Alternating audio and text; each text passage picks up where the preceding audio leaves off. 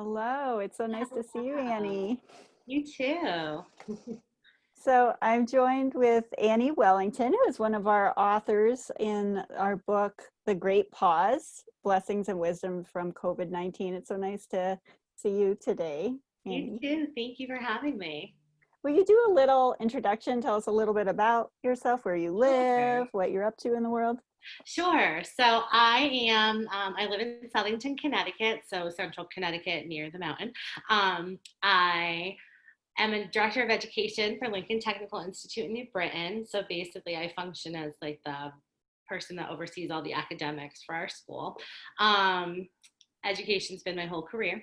I'm a mom. I have two kids. Liam is 7. Ellie is 15 months and just started walking. And my husband, Mike, who lives here too. And he also works full time. So we've been, kind of navigating these waters together during the whole COVID experience. And I've loved getting to see it. I mean, I get to see the pictures on Facebook and whatnot, and your kids are so adorable. Oh my goodness, Thank what a you. joy. So can you tell us a little bit about what that was like? I mean, being Sure. home, that was a big shift for Sure. you So all. around the end of February, my school actually started talking about, we might need to go remote and what's going to look like if we have to distance learn and all of that, which is very interesting because my school is a trade school. So everything is a hands-on environment and there's lab. And so how to Mm. take that and shift it to everybody working from home from a laptop. We finally got to the this is going to happen soon point around mid-March, and we had about 5 days to train the entire staff on No teaching. problem. It's not a problem. We'll just figure it out because, this happens overnight.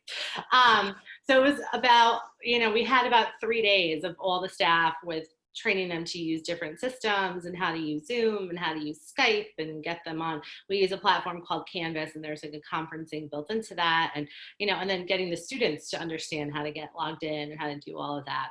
So we spent like a Wednesday, Thursday, Friday getting things ready. And then on Friday, I literally was walking to my car. I'll never forget, it was Friday the 13th. I was walking to my Of car course.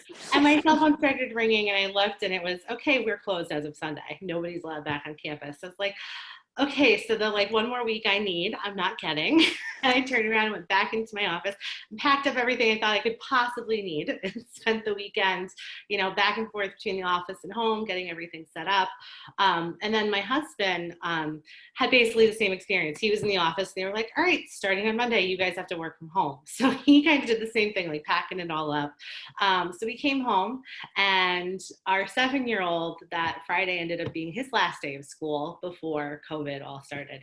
So it kind of turned into this, figuring out workspaces for everybody. So plus the baby on top of it, because she at the time was only like 11 months old. So it was, okay, how are we going to navigate all of this? Who's going to do what? So it ended up being my husband took over the kitchen, I took over the dining room, and my son took over the family room, which I'm still cleaning up today.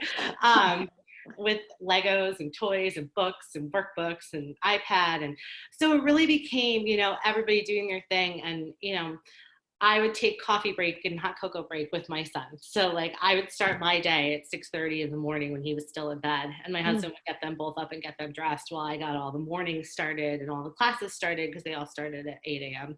And then I would take a break at like 9:30 so he could get on and start doing some of what he needed to do for the day and have breakfast. And I had coffee and Liam had cocoa, and then I would sit with him and get him started on Google Classroom and get him started on his assignments for the day. And then he would actually come sit in the dining room with me with his iPad and do his work while I was doing my work. And Mike would have Ellie in the kitchen with him in the pack and play. And, it was kind of just this massive organizational nightmare. Let's Every be morning the crock honest. pot Yeah. went on, and I was like, all right, we've got food for dinner, and then we'll just figure out the rest of the day as we go. So, and it turned into like every night, like 9:30, 10 o'clock when Mike and I finally finished our days for work, because we got what we need.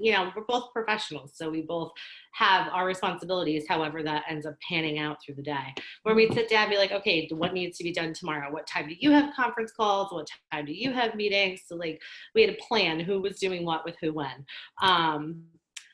And we got through it. I mean, there were so many avenues where it could have fallen apart, and it didn't. Mm. My son, I think, grew more as a person throughout this whole process, because he really started seeing like, oh, Ellie's sitting in her pack and play. I want to go play with her, or I want to talk to her, or I want to, like read her a book.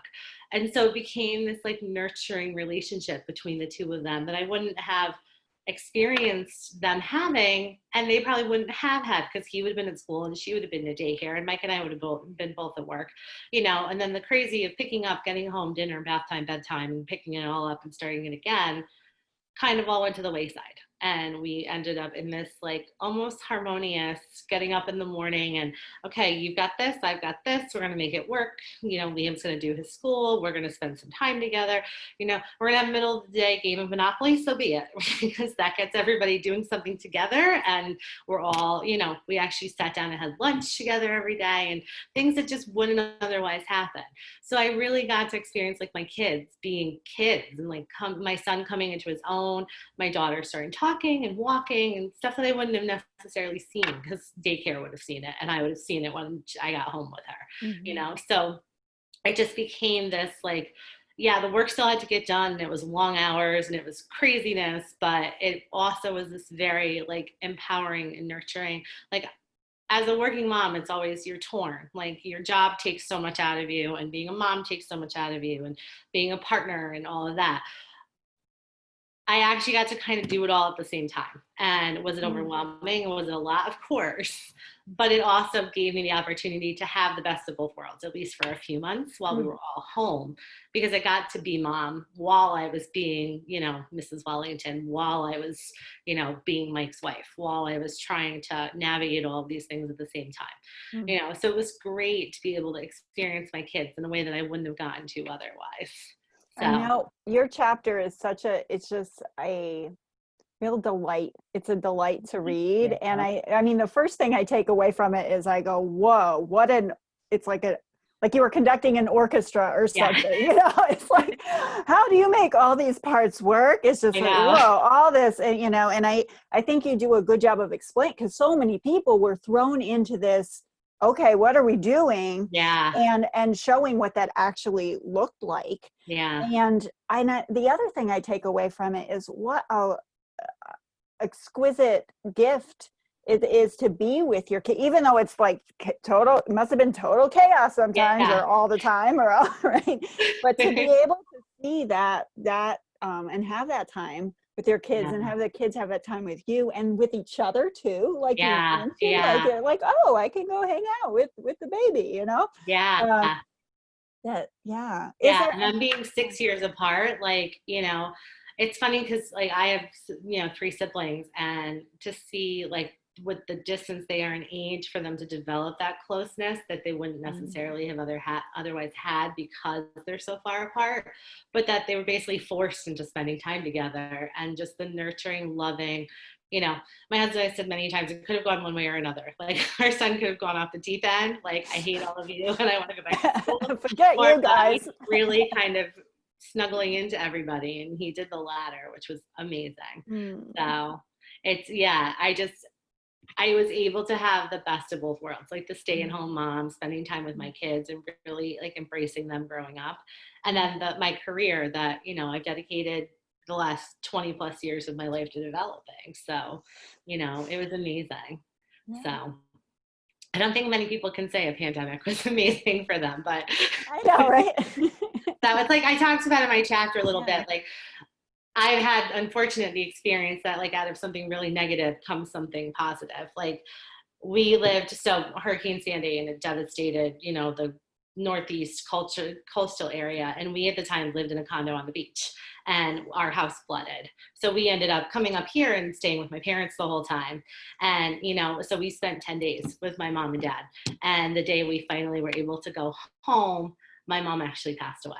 So like out of these, like horrific, destructive, experiences, I've had these like opportunities for, really developing these happy things in my life, these positive things. So, it's just, I think if I were to tell anybody, this is super stressful for everyone living through it, but breathe, like just take a breath and, just be in the moment. Don't try to figure out how you're going to deal with it, because you can't. Like, you can't plan for COVID. When this all started back in March, we thought by June it was going to be over and we'd move on with our life. And here we are in the middle of August, and there's no end in sight, but it's kind of, you just develop a new norm and you take it one step at a time, and you just got to breathe it in. You got to take the moment and breathe it in and really just embrace it for what it is and go forward, because that's all you can do. You can't control the fate of everybody else. You can't control a disease that nobody's figured out how to eradicate yet. You just kind of have to take it one step at a time. So. And I absolutely get that. When I read that part in your chapter, I got that, the chills. You talking about your mother and all of that, and getting to have that time. And it is, with all of this, right? We get to choose how we look at this, and it sounds like you were given a glimpse of that sometimes we do have experiences that look awful, like so terrible, but they give us something that we needed but didn't know that we needed. Exactly. Right? And that's what I like hear that you got with your mom, and I hear with this, like, you got with your kids again, and with your family again. Definitely. And with your work, like you got to keep growing your professional life as well. And I think when we relate to things as scary bad, and that's all we can see, we don't always open up to what we're being given in it. Exactly. You have to find those little bits of light that come through even in the dark, because otherwise, it becomes insufferable. So if you don't find those little bits where it's like something good is coming out of this, you got to find a way to make it positive. So. And I have to ask you, so how on earth were you able to write during this time? I'm partially an insomniac. I'm in graduate school. I'm getting my doctorate right now. So I'm working on my dissertation. And it was kind of a breath of fresh air to sit down and write something that wasn't academia for a little while. I mean, I write tons of memos, I write tons of emails for work, and it's all very academically driven writing and academically driven, type of stuff. And it was just nice to sit down and just enjoy getting words on the page and just sharing a story, really just, this is what I'm going through. And I'm somebody who journals a lot. So just kind of to process things and go back and read and think about, oh, this is what I'm saying without realizing I'm even saying it. So it was nice to just sit down. When you first proposed the idea, I was like, I want to sit down and write, just to get it out and get my feelings out and get the story out and see where I go. I find when I write, even with writing my dissertation, I just sit down and write. And I just get it out, just talk to the paper, sit down and put it all down, get it all out, see what you have to say, and then shape it into how you want it to tell your story. So, I just basically sat down and I was like, so what's been going on? Just spit it all out and get it on paper. And then, oh, well, this kind of goes together and this works, and, and shape it. And it's been good because it's given me the opportunity to kind of speak to the page, and then, also give me that sense of purpose. So when I'm sitting down to write some more of my dissertation, which is so technically heavy and technically has to be very academic, that it's a breath of fresh air. Just sit down and write and just tell my story and just kind of let it flow. It's very, I was an English major in college, and stream of consciousness, Virginia Woolf, just kind of tell your story, get it down on paper, and then mold it from there. So, it was easy to just kind of breathe, and let it out. So, which was really good for me. I found it to be cathartic to just kind of tell my story and get it out. So, yeah. Yeah. And thank you so much first of all, that's great advice for writers, right? To just let it flow out. Don't think about it too much as you're writing. And it sounds like it was a really enjoyable process for you that, Definitely. And I find that with writing, I have piles of journals, right? Because it's just so good to get it out there too. So and thank you for sharing your story with all of us. It's such a lovely snapshot into what life was like and is like. And we're already okay, if this resurges, what's it gonna look like? I'm I got this. Game plan already there. I got this. So yeah. Thank you so much. It was so great to talk with you. Thank you so much. Today. I appreciate the opportunity. Be well. You too. Take care. Bye.